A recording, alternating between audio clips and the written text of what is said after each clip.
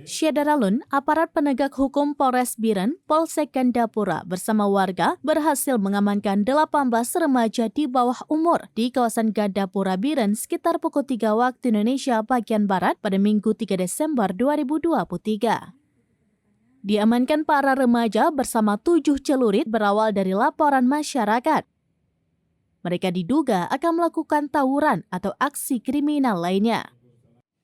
Kapolres Biren AKBP Jatmiko didampingi Kasareskrim, Ibtu Adimas Firmansyah SIK dan sejumlah pejabat lainnya pada Minggu 3 Desember 2023 sore mengatakan penangkapan para remaja yang diduga akan melakukan tawuran dan memiliki sejumlah benda tajam.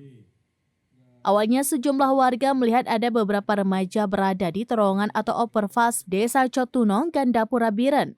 Para remaja datang dengan sejumlah sepeda motor ditumpangi 3 orang. Satu di antaranya terlihat oleh warga memegang senjata tajam sejenis celurit sambil menyeret-nyeret di aspal. Warga berhasil mengamankan mereka, namun para remaja melarikan diri.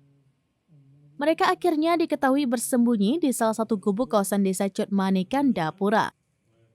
Anggota Polsek Gandapura serta Polsubsektor Kutablang bergerak ke lokasi dan meminta warga agar tidak melakukan tindakan pengrusakan.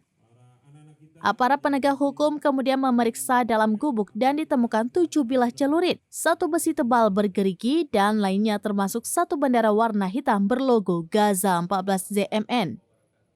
Para remaja dan barang bukti temuan tersebut langsung dibawa ke Polsek Gandapura dan kemudian dibawa ke Polres Biren untuk penyelidikan lebih lanjut.